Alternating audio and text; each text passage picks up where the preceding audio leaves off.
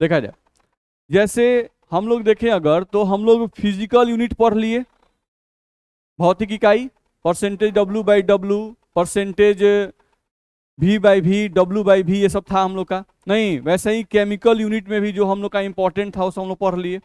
नहीं, कौन सा, फॉर्मेलिटी, चलिए फॉर्मेलिटी थोड़ा सा बता देते हैं।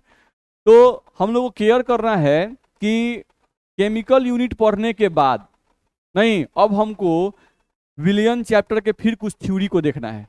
नहीं, तो इस थ्योरी में क्या देखना है हम लोग को, तो थ्योरी में ये हम लोग को देखना है कि अगर मान लो तुमको कोई विलायक दिया हुआ है, नहीं, कोई विलायक दे दिया, मान लो तुमको जल दे दिया, ठीक है, और तुमको यहाँ पर बेंजीन दे दिया गया, ठीक है, और बोला गया कि भाई विलायक जल है और विलय बेंजीन है। नहीं, अब इस बेंजीन को उठा के हम पानी में डाल रहे हैं, तो बताओ पानी में बेंजीन घुलेगा कि नहीं घुलेगा? नहीं, ये क्वेश्चन आता है इस पे, एनसीईआरटी पर 4-5 क्वेश्चन हम लोग को दिया हुआ है, ध्यान रखना है। नहीं, तो अब पानी है और पानी में बेंजीन को घुलाते हैं, तो पानी में बेंजीन नहीं घुलता है, क्यों नहीं घुला, सवाल यहाँ उठता है। नहीं, पानी लिए, पानी में नमक को लिए, नमक को डाले, नमक घुल गया, तो नमक क्यों घुल गया, बस में आ रहा है। तो कौन सा विलय किस विलायक में घुलेगा, कौन सा विलय किस विलायक में घुलेगा, ये जानने के लिए ही हम लोग क्या पढ़ना पड़ता है, डाइपोल मोमेंट। आपको अगर डाइपोल मोमेंट का जानकारी होगा तो आप आसानी से बता पाइएगा कि किस विलायक में कौन सा विलय घुल जाएगा, बस यही हम लोग को ध्यान रखना है। नहीं, तो डाइपोल मोमेंट को हम लोग देखेंगे। चलो, डाइपोल मोमेंट देखें अगर, तो इसको हिंदी में क्या कहते हैं जी?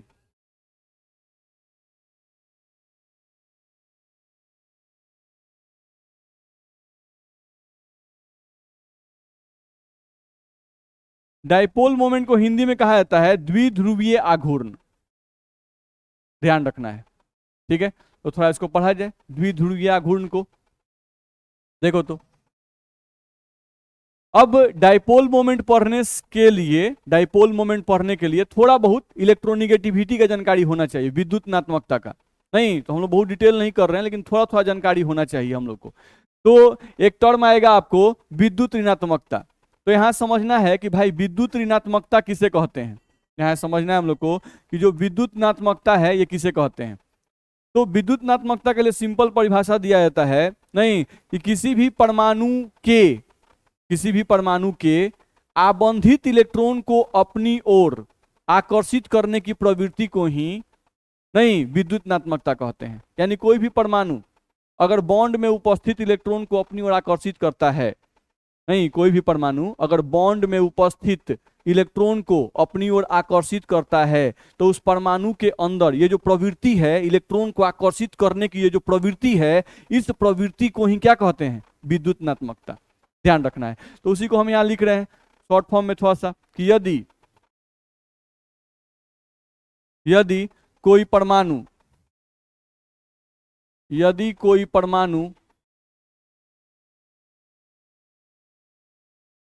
आबंध में उपस्थित इलेक्ट्रॉन को, आबंध में उपस्थित इलेक्ट्रॉन को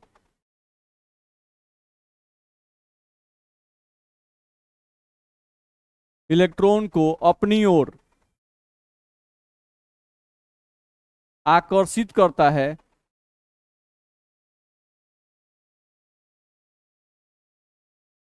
यदि कोई परमाणु आबंध में उपस्थित इलेक्ट्रॉन को अपनी ओर आकर्षित करता है, तो उस परमाणु की इस प्रवृत्ति को, तो उस परमाणु की इस प्रवृत्ति को,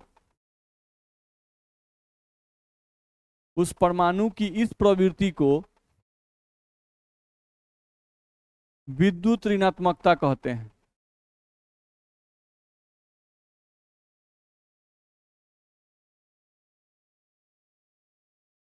उस परमाणु की इस प्रवृत्ति को क्या कहते हैं, विद्युत ऋणात्मकता कहते हैं, ठीक है। तो यदि कोई परमाणु आबंध में उपस्थित इलेक्ट्रॉन को अपनी ओर आकर्षित करने लगे, तो उस परमाणु की इस प्रवृत्ति क्या कहते हैं, विद्युत ऋणात्मकता। जैसे मान लो यहां पर हमको दो परमाणु दिया है, ए और बी, नहीं, ए और बी दो परमाणु दिया है, इनके बीच में हम एक बॉन्ड खींचे हैं, ये एक लाइन का मतलब क्या है, एक बॉन्ड है। नहीं, आबंध बोलते हैं इसको। अब इस आबंध में दो इलेक्ट्रॉन है, कोई भी एक आबंध जो बनता है उसमें कितने इलेक्ट्रॉन भाग ले रहे हैं? दो। नहीं, अब इसमें एक इलेक्ट्रॉन किसका है? ए का, और एक इलेक्ट्रॉन किसका होगा? बी का। नहीं, अब इन दोनों के बीच में जो बॉन्ड बना है वो सहभाजन आबंध है। तो सहभाजन आबंध जो साझा से बॉन्ड बनता है। नहीं, तो इसमें एक इलेक्ट्रॉन ए का है तो अपना एक इलेक्ट्रॉन ए जो है बीच में रख दिया, और बी भी अपना इलेक्ट्रॉन कहाँ रख दिया? बीच में। आबंध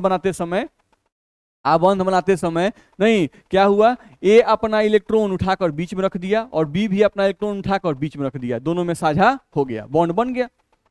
बस में रहे। जैसे नहीं हम लोग एग्जाम्पल देते हैं कि किसी को भी अगर बाइक खरीदना है, नहीं, अब बाइक का दाम 1 लाख रुपया है, तो आपके पास 50,000 है और आपके दोस्त के पास 50,000 है, तो 50,000 रुपया मिलाकर 1 लाख में एक बाइक किना गया। नहीं, आज तय हुआ कि हफ्ता में होता है 7 दिन, तो भाई 3.5 दिन बाइक आप रखिएगा और 3.5 दिन हम रखेंगे। ऐसा होता है कि नहीं? तो इसी को क्या बोलते हैं? साझा। ध्यान रखना है। तो यहाँ भी ए और बी में तय हुआ कि भाई हम अपना एक इलेक्ट्रॉन बीच में रख रहे हैं, बी भी अपना एक इलेक्ट्रॉन बीच में रख रहा है। नहीं, दोनों अपना एक इलेक्ट्रॉन बीच में रखकर एक बॉन्ड बना लिया, जिसके कारण दोनों परमाणु क्या हो गया? अस्थाई हो गया। परमाणु बॉन्ड क्यों बनाते हैं? अस्थाई होने के लिए। तो इनके बीच में बॉन्ड का फॉर्मेशन हो गया। ध्यान रखना है। लेकिन अब कैसे बाइक किना गया, लेकिन आपका एक दोस्त जो है वो आपसे बहुत मजबूत है। नहीं, अब वो क्या कर रहा है कि तय हुआ था 3.5 दिन आपके पास रहेगा, 3.5 दिन उसके पास रहेगा। अब हफ्ता में 5 दिन वह रख रहा है, आपको दे रहा है 2 दिन। नहीं, हफ्ता में 6 दिन वह रख रहा है, आपको दे रहा है 1 दिन। तो ये साझा हुआ? नहीं, यहाँ काम गड़बड़ा रहा है, बेईमानी कर रहा है। नहीं, तो वैसा ही ये ए परमाणु है, आई बी परमाणु है। नहीं, कुछ देर के बाद बॉन्ड बनाने के समय सब ठीक था, बॉन्ड बनाने के समय सब ठीक था, लेकिन बॉन्ड बनने के बाद ये जो बी परमाणु है वो कर क्या रहा है कि इस दोनों इलेक्ट्रॉन को, एगो तो इसका खुद का अपना है और एगो ए का है, लेकिन दोनों इलेक्ट्रॉन को अपनी ताकत से अपनी तरफ खींचने लगा। और कुछ देर के बाद परिस्थिति ऐसा बन गया कि ए और बी के बीच में यहाँ जो 2 इलेक्ट्रॉन बीच में रखने की बात हुई थी, ये दोनों इलेक्ट्रॉन अब बी के ज्यादा नजदीक चले जाते हैं, बी के ज्यादा नजदीक चले जाते हैं। नहीं, तो बी क्या कर रहा है? बी क्या किया? आबंध में उपस्थित इलेक्ट्रॉन को अपनी ओर खींचा। नहीं, तो बी की इसी प्रवृत्ति को हम क्या कहते हैं? विद्युतनात्मकता। नहीं, तो जो इलेक्ट्रॉन खींच लिया उसको हम बोलते हैं कि भाई ये ज्यादा इलेक्ट्रोनिगेटिव है। नहीं, यानी ये ज्यादा विद्युतनात्मक है, ये ज्यादा विद्युत ऋणात्मक है। नहीं, यानी इलेक्ट्रॉन खींचने के मामले में ये ज्यादा ताकतवर है। ठीक है, और ये इलेक्ट्रॉन नहीं खींच पाया तो ये कैसा कहेंगे? ज्यादा कि कम? ये कम विद्युत ऋणात्मक है, ये कम विद्युत ऋणात्मक है। तो ये हो गया ज्यादा विद्युतनात्मक, ये हो गया कम विद्युतनात्मक। ध्यान रखना है। अब इलेक्ट्रॉन जो था वो बी के ज्यादा नजदीक चला गया, तो बी के अगर ज्यादा नजदीक चला जाएगा तो इस पर आएगा आंशिक ऋण आवेश, इसको बोलते हैं आंशिक, इसको बोलते हैं ऋण आवेश। इस पर आएगा आंशिक धन आवेश। नहीं, क्योंकि इसका इलेक्ट्रॉन इससे दूर जा रहा है, तो जब इलेक्ट्रॉन परमाणु से दूर जाता है तो क्या आता है? धन आवेश। और जब इसके नजदीक इलेक्ट्रॉन जाएगा तो इस पर क्या आएगा? ऋण आवेश। नहीं, ध्यान रखना है। तो इन पर आ गया आंशिक धन आवेश, इस पर आ गया आंशिक ऋण आवेश। इतना में दिक्कत है किसी को?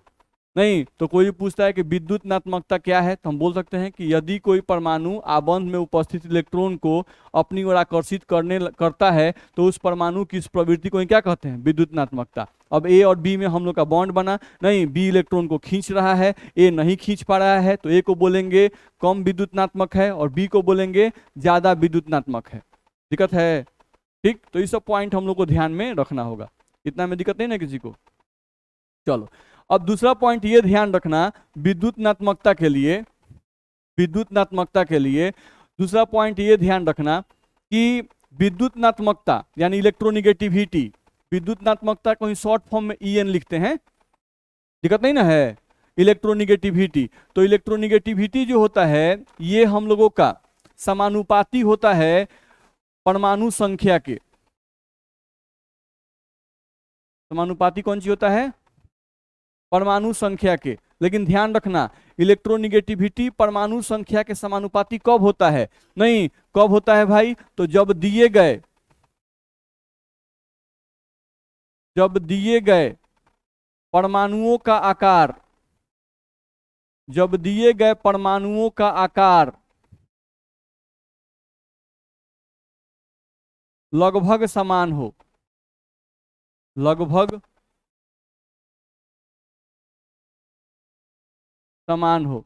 जब दिए गए परमाणुओं का आकार लगभग समान होगा, नहीं, तो उस समय विद्युतनात्मकता परमाणु संख्या के समानुपाती होगा।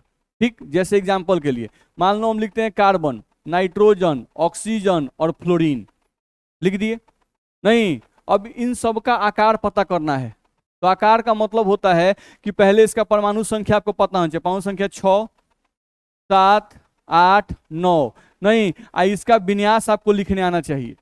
नहीं, तो अगर इसका विन्यास आप लिखिएगा तो विन्यास होगा 1s2, 2s2, 2p2 होगा। नहीं, इसका लिखिएगा तो 1s2, 2s2, 2p3 होगा कि नहीं होगा? 2p3 होगा। और अगर इसका विन्यास लिखिएगा तो कौन सी होगा? 2p4। इसका लिखे तो क्या होगा? 2p5। तो ध्यान से देखिए, इसके पास भी कक्षों की संख्या 2 ही है, इसके पास भी कक्षों की संख्या 2 ही है, इसके पास भी 2 नंबर 2 नंबर। यही जो 2 है वो क्या दिखाता है? कक्ष संख्या। नहीं, तो कार्बन के पास भी कक्ष एगो दूगो, नाइट्रोजन के पास भी कक्ष दूगो, ऑक्सीजन के पास भी कक्ष दूगो, और फ्लोरीन के पास भी कक्ष दूगो। तो सबका आकार लगभग समान है कि अलग अलग है? समान है, ध्यान रखना है। तो इन सबका आकार समान है।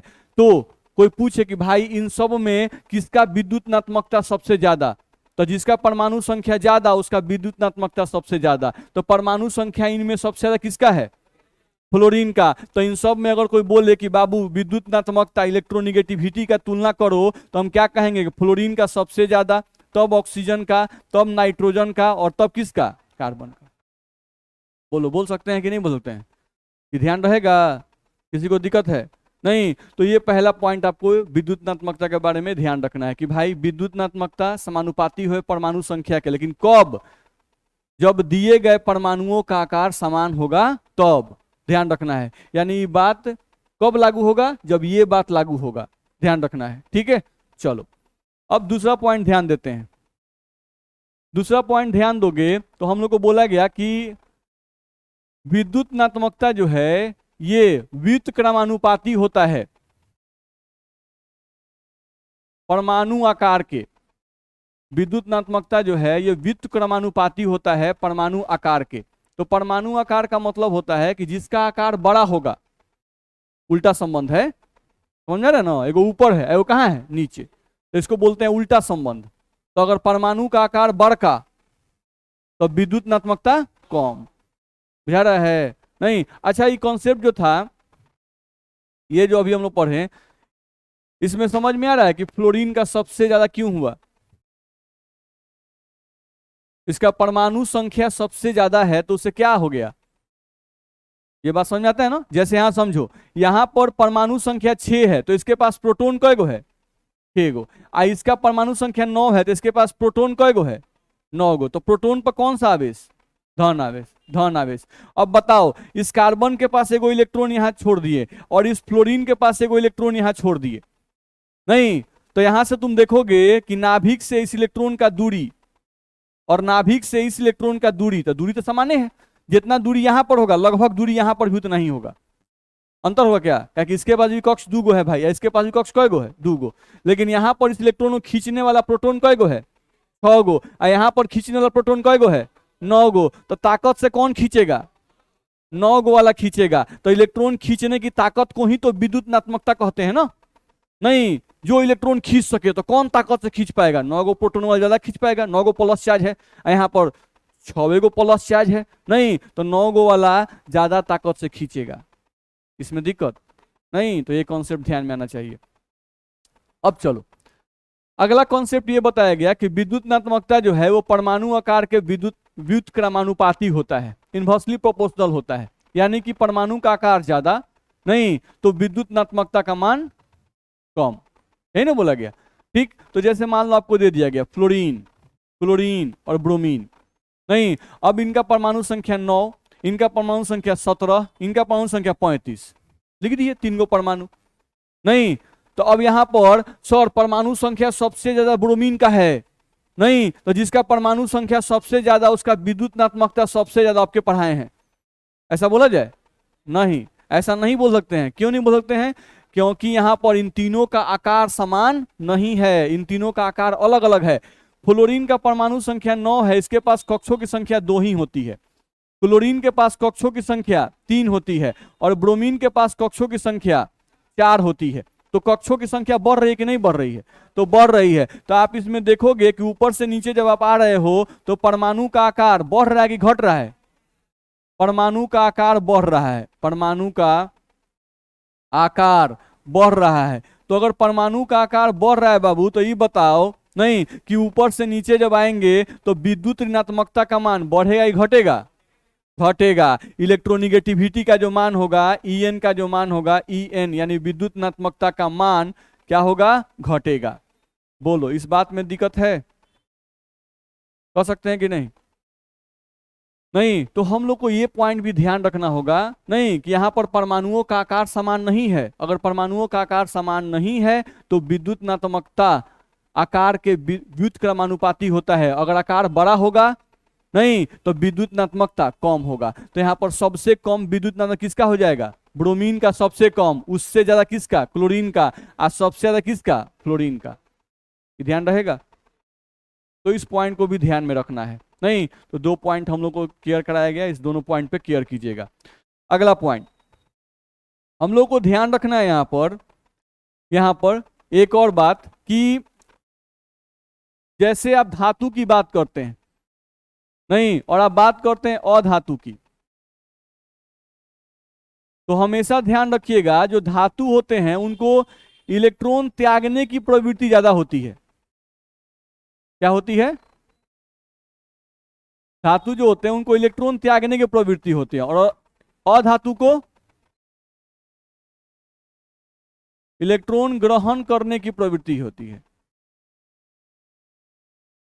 ध्यान रखना है। तो अगर कोई इलेक्ट्रोनिगेटिविटी पूछता है, अगर कोई इलेक्ट्रोनिगेटिविटी पूछता है नहीं कि धातु और अधातु अगर दिया रहे नहीं तो बताओ विद्युत ऋणात्मकता किसका ज्यादा होगा? धातु का कि अधातु का?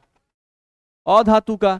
नहीं, क्योंकि अधातु इलेक्ट्रॉन ग्रहण करने वाले होते हैं और विद्युत ऋणात्मकता का मतलब ये कहा गया है इलेक्ट्रॉन को खींचने वाला। तो इलेक्ट्रॉन को खींचने वाला कौन है? धातु की अधातु? अधातु। तो विद्युत ऋणात्मकता में कोई तुमको पूछ दिया कि भाई धातु दिया है और अधातु दिया है, तो विद्युत ऋणात्मकता किसका ज्यादा होगा? अधातु का ज्यादा होगा और धातु का कम होगा। इस बात में दिक्कत है किसी को? आगे बढ़ सकते हैं ना? नहीं। दूसरा पॉइंट ये ध्यान रखना कि पूरे आवर्त सारणी में सबसे ज्यादा विद्युत ऋणात्मकता का मान फ्लोरीन का होता है। नहीं, फ्लोरीन जो है ये सबसे ज्यादा ताकतवर होता है इलेक्ट्रॉन खींचने में। नहीं, इसके में इतना ताकत है इलेक्ट्रॉन खींचने की कि जो अक्रिय गैस हैं जो अभिक्रिया में भाग नहीं लेते हैं उनसे भी इलेक्ट्रॉन खींच के अभिक्रिया कर लेता है। ध्यान रखना है। नहीं, तो फ्लोरीन की विद्युत ऋणात्मकता यानी इलेक्ट्रॉन खींचने की ताकत सबसे ज्यादा होती है। फ्लोरीन के बाद आपका ऑक्सीजन होता है सेकंड नंबर पर पूरे आवर्त सारणी में। नहीं, अगर 118 तत्व हैं तो 118 तत्व में सबसे ताकतवर है इलेक्ट्रॉन खींचने में फ्लोरीन, तब है ऑक्सीजन, तब है नाइट्रोजन और तब है आपका क्लोरीन। क्लोरीन, कार्बन नहीं। कार्बन तो कमजोर होता है, कार्बन कहाँ मजबूत कैटेगरी में आता है। ध्यान रखना है। तो यहाँ पे सबसे स्ट्रॉन्ग फ्लोरीन, तब ऑक्सीजन, तब नाइट्रोजन और तब क्लोरीन। देख रहे हो क्लोरीन का आकार बड़ा है नहीं, फिर भी इसकी विद्युत क्या है? ज्यादा है। ध्यान रखना है। इतना पॉइंट में दिक्कत है। तो ये ओवरऑल एक पॉइंट आपको बताया गया। विद्युत बड़ा टॉपिक है लेकिन हम लोग मोटा मोटी आपको एक पॉइंट बताया जिसका यूज हमको आने वाला है। आगे बढ़ सकते हैं? चल, अब इसमें एक चीज है कि आपको इलेक्ट्रॉनिक विन्यास आना चाहिए। तो इसमें इलेक्ट्रॉनिक विन्यास सबको आता है ना लिखने? थोड़ा बहुत सबको आता है ना? ऐसा कोई नहीं ना जिसको नहीं आता है? एक आदमी बस, 2 आदमी। इलेक्ट्रॉनिक विन्यास लिखने किसको किसको नहीं आता है? बोलो हाथ उठाइए। चलिए, अब जिसको जिसको इलेक्ट्रॉनिक विन्यास लिखने नहीं आता है नहीं, वो लोग कोशिश कीजिए कि क्लास के बाद निकल के थोड़ा सा टाइम दें। नहीं तो हम उनको इलेक्ट्रॉनिक विन्यास लिखना सिखा देंगे। क्लास में है ना? इलेक्ट्रॉनिक विन्यास कैसे लिखा जाता है वो आपको हम लिखना बता देंगे। इलेक्ट्रॉनिक विन्यास लिखना सीख जाइएगा तो आसानी से सब बातें आपको समझ में आ जाएंगी। ठीक है? तो जिनको भी दिक्कत होगा नहीं वो लोग क्लास के बाद रुक सकते हैं, रुक के हमसे पूछ सकते हैं, हम उनको बता देंगे। चलिए, इतना में दिक्कत नहीं ना है? आगे बढ़ सकते हैं। अब चलो अगले पॉइंट पर तुम थोड़ा सा अगर आते हो तो एक टॉपिक है इसमें लिखा हुआ है लोन पेयर नहीं, जिसको हिंदी में लोग कहते हैं क्या? निर्जन जोड़ी। ध्यान रखना है। तो लोन पेयर निर्जन जोड़ी किसे कहते हैं भाई? इसका भी यूज आने वाला है नहीं, तो ये भी डिपेंड करता है इलेक्ट्रॉनिक विन्यास पर ही। ध्यान रखना है। अब जिनको इलेक्ट्रॉनिक विन्यास लिखने में थोड़ा दिक्कत हो रहा होगा उनको निर्जन जोड़ी समझने में भी दिक्कत होता है। ठीक, थोड़ा सा ये समझ ले, इसका यूज आने वाला है, तो हम बस थोड़ा सा एग्जाम्पल दे रहे हैं। जैसे ध्यान दो, जैसे मान लो हम लोग यहां से लिखते हैं ऑक्सीजन को परमाणु संख्या 8, परमाणु संख्या 8। अब इसका विन्यास हम लिखते हैं तो 1s2, 2s2 और 2p4, यही इसका विन्यास होता है। 8 इलेक्ट्रॉन सजाना था, देख लो, 2 2 4 और 4 8, 8 गो इलेक्ट्रॉन सज गया। अब तुमको देखना है नहीं कि यहां जो लिखा हुआ है, यहां पे लिखा हुआ है 1, यहां पर तुमको लिखा हुआ है 2 और यहां पर भी तुमको लिखा हुआ है 2, तो ये दोनों, यहां भी 2 लिखा है, ये 2 लिखा हुआ है, तो इन दोनों को मिला के हम कहेंगे बाहरी कक्ष। क्या बोलेंगे इसको? बाहरी कक्ष। नहीं, अब बाहरी कक्ष में तुमको देखना है कि बाहरी कक्ष में इसके पास इलेक्ट्रॉन टोटल कय गो है, तो 4 और 2 6 गो है। नहीं, किसी भी परमाणु के बाहरी कक्ष में जो इलेक्ट्रॉन होते हैं उनको हम लोग संयोजी इलेक्ट्रॉन कहते हैं। क्या कहते हैं उसको? संयोजी इलेक्ट्रॉन। इंग्लिश में कहें तो वैलेंस इलेक्ट्रॉन, इंग्लिश में हम लोग कहते हैं वैलेंस इलेक्ट्रॉन। बोलो, इतना में दिक्कत है? कह सकते हैं ना? नहीं, तो ऑक्सीजन हो गया, विन्यास लिख दिए, विन्यास लिखने के बाद हम लोग का यहाँ भी 2 है, यहाँ भी 2 है, तो यही दोनों मिला के बाहरी कक्ष होगा, सिर्फ एक नहीं, दोनों मिला के। इसको बाहरी कक्ष नहीं बोलेंगे, इसको भी 2 है, इसको भी 2 है, दोनों मिला के बाहरी कक्ष। 4 और 2 6 इलेक्ट्रॉन है, ये इलेक्ट्रॉन को दिखाते हैं। तो बाहरी कक्ष में 6 इलेक्ट्रॉन, तो बाहरी कक्ष में जो इलेक्ट्रॉन होते हैं उन्हीं को संयोजी इलेक्ट्रॉन कहते हैं या वैलेंस इलेक्ट्रॉन कहते हैं। ठीक, इतना में दिक्कत? चलो, अब ये बताओ नहीं कि इसके पास 4 2 6 गो, बाहरी कक्ष में इसके पास 6 इलेक्ट्रॉन है, बाहरी कक्ष में 6 इलेक्ट्रॉन है, इसको अगर 8 इलेक्ट्रॉन पूरा करना है तो इसको और कितना इलेक्ट्रॉन चाहिए? 2 इसको और इलेक्ट्रॉन चाहिए। नहीं, इसको हम लोग लिख रहे हैं कि 8 इलेक्ट्रॉन पूरा करने के लिए, 8 इलेक्ट्रॉन पूरा करने के लिए ऑक्सीजन को कितना इलेक्ट्रॉन चाहिए? 2 इलेक्ट्रॉन चाहिए। ध्यान रखना है। ठीक, अब ये जो 2 इलेक्ट्रॉन हम लोग का आया, इस 2 इलेक्ट्रॉन को, ये 2 जो इलेक्ट्रॉन है इसी को हम लोग कहते हैं वैलेंसी। हिंदी में कहें तो संयोजकता। तो इस सब का थोड़ा थोड़ा यूज आने वाला है, इसलिए हम थोड़ा थोड़ा बता दे रहे हैं, ध्यान रखना है। ठीक है, तो ऑक्सीजन परमाणु संख्या 8, विन्यास लिख दिए। बाहरी कक्ष में इलेक्ट्रॉन जो होता है उसको कितना, क्या कहते हैं उसको? संयोजी इलेक्ट्रॉन। नहीं, तो ऑक्सीजन के पास संयोजी इलेक्ट्रॉन की संख्या कय गो है? 6 गो। बाहरी कक्ष में 4 2 6 गो है। नहीं, कोई भी परमाणु अपने आप को अस्थायी करना चाहता है, सही बात है भाई, अस्थायी करने के लिए उसको कितना इलेक्ट्रॉन चाहिए? 8। 8 इलेक्ट्रॉन को पूरा करना है ऑक्सीजन को बाहरी कक्ष में, बाहरी कक्ष में 6 गो है, 8 पूरा करने के लिए इसको और 2 गो चाहिए।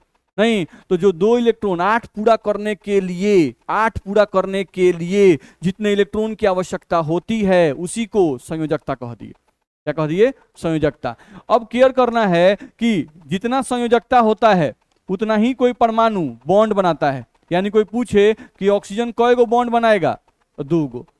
ध्यान रखना, जितना संयोजकता होगा उतना ही परमाणु बॉन्ड बनाता है। तो अगर ऑक्सीजन का संयोजकता 2 है तो ये बॉन्ड भी कय गो बनाएगा? 2 गो। इतना में दिक्कत नहीं। तो ये सब पॉइंट आपको दिमाग में होना चाहिए। ठीक, अब चलो, ऑक्सीजन जो है, ऑक्सीजन इसके बाहरी कक्ष में इलेक्ट्रॉन कय गो है? 6 गो, 4 गो। देखिए कितना आराम आराम से पढ़ा रहे हैं गधा सबको। नहीं, तो वो सबको कौन को 4 अभी दिखिए रहा है, यहाँ पर 6 लिखे हैं तो वो कौन गधा हुआ 4 बोल रहा है। नहीं, ये सब काम नहीं है पढ़ाना, समझ में आ रहा है? ये सब चीज 11th का चीज है या 9th 10th का चीज है। ठीक है, लेकिन यूज में आने वाला है, तो छोटी से छोटी बात को हम बता के तब आगे बढ़ते हैं ताकि दिक्कत किसी को नहीं हो। ठीक है, उसके बावजूद भी दिक्कत है तो क्लास के बाद मिलिए, उसको भी दूर किया जाएगा। चलिए, तो ऑक्सीजन, नहीं, अब ऑक्सीजन के बाहरी कक्ष में इलेक्ट्रॉन कय गो होता है? 6 गो। नहीं, तो हम देखो तो लिख रहे हैं 1 2 3 4 5 6। नहीं, इलेक्ट्रॉन को डॉट से दिखाया जाता है, 6 गो इलेक्ट्रॉन है इसके पास। नहीं, अब 6 में से ऑक्सीजन हमेशा अपने 2 इलेक्ट्रॉन का यूज करके बॉन्ड बना लेता है। 2 इलेक्ट्रॉन का यूज करके कितना बॉन्ड बना लेता है? 2 बॉन्ड, क्योंकि देख रहे हो संयोजकता कितना है? 2। तो इसका मतलब कय गो बॉन्ड बनाएगा? 2 गो। नहीं, तो ऑक्सीजन इसका मतलब हुआ कि उसके पास 6 गो इलेक्ट्रॉन है। 6 गो इलेक्ट्रॉन में से 2 गो इलेक्ट्रॉन का हमेशा यूज करता है कौन सी बनाने में? बॉन्ड बनाने में। नहीं, तो चलो, ऑक्सीजन के बाहरी कक्ष में 6 इलेक्ट्रॉन, 6 में से 2 गो यूज करता है बॉन्ड बनाने के लिए। नहीं, तो बच क्या हो गया? 4 गो। नहीं, बच क्या हो गया? 4 गो। तो किसी भी परमाणु के बाहरी कक्ष में, किसी भी परमाणु के बाहरी कक्ष के जो इलेक्ट्रॉन बॉन्ड बनाने में भाग नहीं लेते हैं उन्हीं को निर्जन जोड़ी या लोन पेयर कहते हैं। नहीं, तो ऑक्सीजन का कई गो इलेक्ट्रॉन भाग नहीं ले रहा है? 4 गो। नहीं, तो ये सब क्या कहलाएगा? निर्जन जोड़ी। बात समझ में आ रहा है ना? नहीं, तो अगर निर्जन जोड़ी कोई पूछता है लोन पेयर, तो लोन पेयर का मतलब हम लोग क्या बोलेंगे? किसी भी परमाणु के, किसी भी परमाणु के, किसी भी परमाणु के बाहरी कक्ष के वैसे इलेक्ट्रॉन जो आबंध बनाने में भाग नहीं लेते हैं, जो आबंध बनाने में भाग नहीं लेते हैं, ध्यान रखना है, किसी भी परमाणु के बाहरी कक्ष के वैसे इलेक्ट्रॉन जो आबंध बनाने में भाग नहीं लेते हैं, ध्यान रखना है, निर्जन जोड़ी कहलाते हैं। निर्जन जोड़ी यानी कि लोन पेयर कहलाते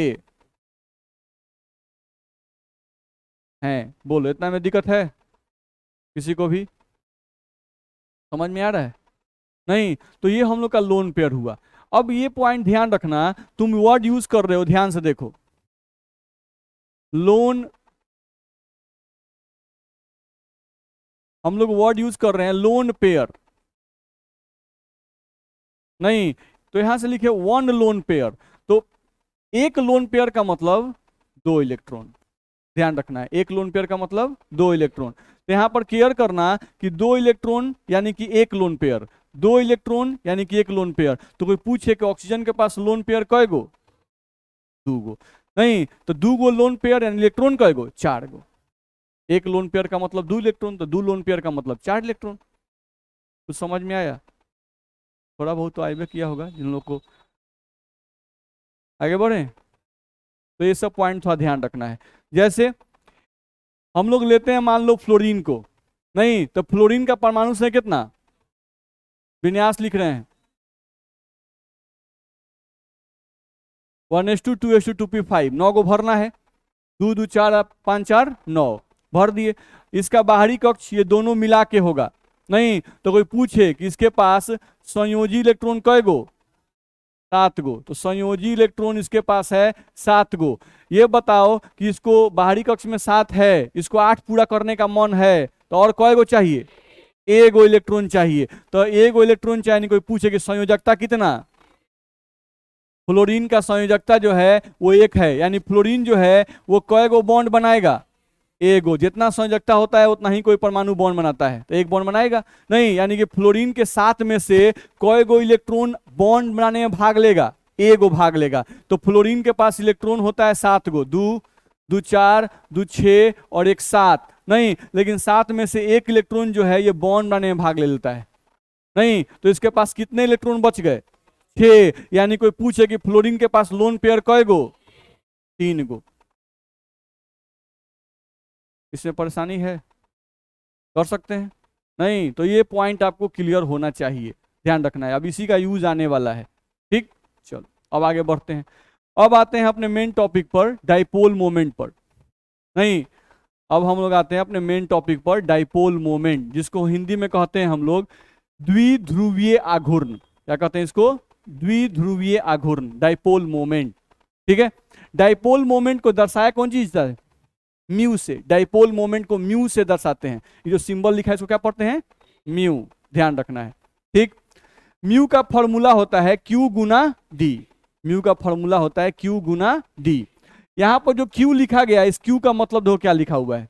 2 परमाणुओं, ध्यान से पढ़ना, 2 परमाणुओं के बीच विद्युत ऋणात्मकता का अंतर। 2 परमाणुओं के बीच विद्युत ऋणात्मकता का अंतर। और डी लिखा हुआ है 2 परमाणुओं के नाभिकों के बीच की दूरी। समझ में आ रहा है? जैसे मान लो एग्जाम्पल के लिए यहां पर 2 परमाणु तुमको दिए गए हैं, इन दोनों परमाणु के बीच में बॉन्ड बना हुआ है, सटा हुआ है सब? नहीं, सटा हुआ है, दोनों के बीच में बॉन्ड बना हुआ है। तो बॉन्ड का मतलब होता है कि दोनों के नाभिकों के बीच की दूरी, तो यही दो नाभिकों के बीच की दूरी होगी। ध्यान रखना है। मान लिए कि ये कार्बन है और मान लिए कि ये क्या है, फ्लोरीन है। अब कार्बन के विद्युत नात्मकता का मान मान लिए कि 2 है और इसका विद्युत का मान क्या है, 4 है। ऐसे ही मान लिए, कुछ हो बस में है ना, हम ऐसे ही मान लिए, क्योंकि हम अभी पढ़े ना कि कार्बन और फ्लोरीन में किसका विद्युत नात्मकता का मान ज्यादा होता है, फ्लोरीन का। तो जिसका ज्यादा होता है उसका कुछ मान लिए 4, कार्बन का कुछ मान लिए कम होता है तो 2 मान लिए। दिक्कत है नहीं। अब हमको अगर Q निकालना है, डाइपोल मोमेंट के लिए क्या निकालना पड़ेगा, Q। तो Q का मतलब क्या लिखा गया है, दो परमाणुओं के बीच विद्युत नात्मकता का अंतर। तो ये बताओ, इसका वैल्यू 4, इसका वैल्यू 2, तो हम लोग का क्या होगा, 4 - 2 बराबर 2, तब ना Q का मान निकलेगा जी। दिक्कत है। और D का मतलब हुआ इन दोनों नाभिकों के बीच की दूरी। तो दोनों नाभिकों के बीच की दूरी पक्का क्वेश्चन में दिया रहेगा, नहीं जो क्वेश्चन में दिया रहेगा उस वैल्यू को हम रख देंगे। मान लो कुछ भी दे दिया हम लोग को, ऐसा ही 9 एंगस्ट्रॉम दे दिया, नहीं तो 9 एंगस्ट्रॉम का मतलब 9 × 10⁻⁻10 मीटर दे दिया। तो Q का वैल्यू पते है और D का वैल्यू पते है, नहीं तो क्या हमको म्यू का वैल्यू निकालना हुआ तो Q × D करके निकाल सकते हैं कि नहीं निकालते हैं, निकाल सकते हैं। दिक्कत है। तो क्वेश्चन में Q का मान दिया रहे, D का मान दिया रहे, तो म्यू का मान निकलेगा कि नहीं निकलेगा, निकलेगा। ध्यान रखना है। दो परमाणुओं के नाभिकों के बीच की दूरी ये प्रायोगिक है, हम लोग नहीं माप सकते हैं, नहीं ये आपको क्वेश्चन में दिया रहेगा। विद्युत नात्मकता का मान क्वेश्चन में दिया रहेगा, नहीं आपको फॉर्मूला पता होना चाहिए कि म्यू बराबर Q × D होता है, Q + D नहीं होता है, नहीं तो Q × D होता है तो दोनों मान दिया रहेगा तो गुना कर दीजिएगा, आ जाएगा आंसर। दिक्कत है, आगे बढ़े चलिए। अब डाइपोल मोमेंट जो है इसको दर्शाते हैं म्यू से, इसका फॉर्मूला है Q × D।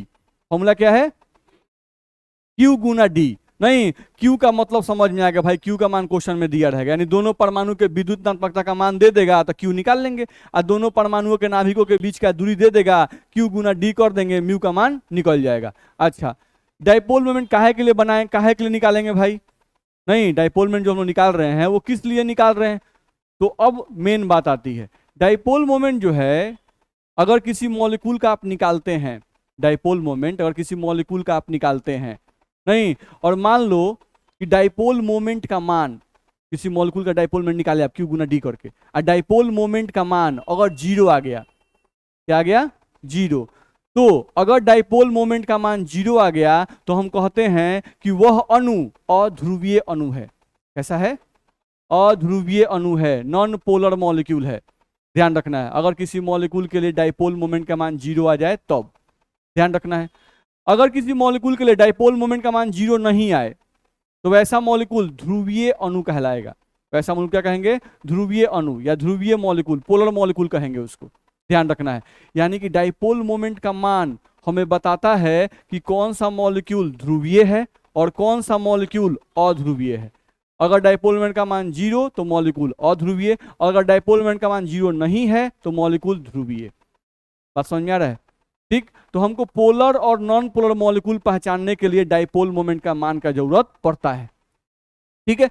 कभी कभी ऐसा भी आएगा कि 2 मॉलिक्यूल आपको ऐसा मिल जाएगा जिसके लिए डाइपोल मोमेंट का मान, दोनों का मान 0 नहीं आएगा, नहीं जैसे आपको 2 मॉलिक्यूल कोई दे दिया, कोई मॉलिक्यूल आपको दे दिया Ab2 और कोई आपको दे दिया De4, ये 2 अलग टाइप के मॉलिक्यूल हैं। अब इसके लिए डाइपोल मोमेंट का मान जो आप निकाले तो म्यू का मान आपको आ गया, मान लेते हैं सही कुछ 2.5, इसके लिए डाइपोल मोमेंट का म्यू का मान निकाले तो आपका वैल्यू आ गया 4.5, ऐसे ही मान लिया कुछ एज्यूम, नहीं तो इसका डाइपोल मोमेंट का मान क्या आ गया, ज्यादा, इसका डाइपोल मोमेंट का मान क्या आ गया, कम। तो जिसके डाइपोल मोमेंट का मान ज्यादा आ गया उसको बोलेंगे कि वो ज्यादा ध्रुवीय है, और जिसके डाइपोल मोमेंट का मान कम आ गया उसको बोलेंगे कि वो कम ध्रुवीय है। बुझा रहा है, दिक्कत है इसमें। नहीं होता है कि क्लास में 2 बच्चा है, दोनों पढ़ने में तेज है, नहीं दोनों पढ़ने में तेज है, फटाक देखो टेस्ट पेपर फेंका गया, नहीं टेस्ट पेपर गया, दोनों बच्चा रगड़ के सॉल्व करने लगा, एक बच्चा पहले बना के दिखा दिया, दूसरा बच्चा 10 मिनट बाद दिखा रहा है। पढ़ने में दोनों तेज था, नहीं दोनों क्वेश्चन सॉल्व कर दिया, लेकिन एक बच्चा जो है वो 10 मिनट पहले बना लिया और एक बच्चा 10 मिनट बाद बनाया। तो इसका मतलब हुआ कि जो पहला बच्चा जो 10 मिनट पहले बनाया वो ज्यादा तेज है, इसका मतलब कि ज्यादा ध्रुवीय है, नहीं। और जो बच्चा तनी लेट से बनाया वो क्या है, कम ध्रुवीय है, नहीं यानी कम तेज है। बुझा रहा है, नहीं, तो ये भी हम लोग का होता है। आइए को कैसे बताया गया, अध्रुवीय, यानी क्वेश्चन पेपर फेंका गया, दूगो बच्चा के बीच में, एगो बच्चा एक को क्वेश्चन नहीं बनाया, यानी साफा गधा है। नहीं, उसका डाइपोल मोमेंट का मान क्या है, 0 है, साफा अध्रुवीय है। आएगो बच्चा जो है मैक्सिमम क्वेश्चन सॉल्व कर लिया, यानी कि वो क्या है, ध्रुवीय है, पोलर है। ध्यान रखना है। तो क्वेश्चन अगर आप सॉल्व करते हैं तो आप पोलर हैं, और अगर आप क्वेश्चन सॉल्व नहीं करते हैं तब क्या है, नॉन पोलर। सिंपल है, अपने पे याद रखिए। चलो अगले पॉइंट पर थोड़ा सा आ जाओ, देखा जाए। यहां से हम लोग कहा जा रहा है कि डाइपोल मोमेंट एक वेक्टर क्वांटिटी है। डाइपोल मोमेंट क्या है, वेक्टर क्वांटिटी है। डाइपोल मोमेंट एक वेक्टर क्वांटिटी है। डाइपोल मोमेंट को दर्शाने के लिए लेस इलेक्ट्रोनिगेटिव से मोर इलेक्ट्रोनिगेटिव की तरफ तीर खींचते हैं। ध्यान रखना है। नहीं, जैसे मान लो ए और बी दो परमाणु है, दोनों के बीच में यहाँ पे बॉन्ड बना हुआ है। नहीं, बी को लिखा गया है कि ये मोर इलेक्ट्रोनिगेटिव है, यानी इसकी विद्युत नात्मकता ज्यादा है, इसकी विद्युत नात्मकता कम है। नहीं, तो जिसकी विद्युत नात्मकता ज्यादा है और इसकी कम है, तो जब भी आपको तीर खींचना है तो कैसे खींचेंगे, कम से ज्यादा की तरफ।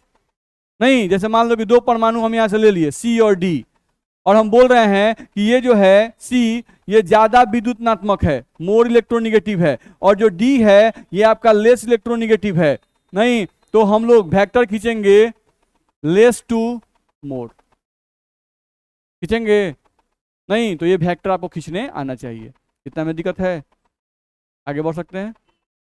नहीं, कि छोड़ दिया जाए, छोड़ दिया जाए। तो इतना आप रिवाइज करके आइएगा।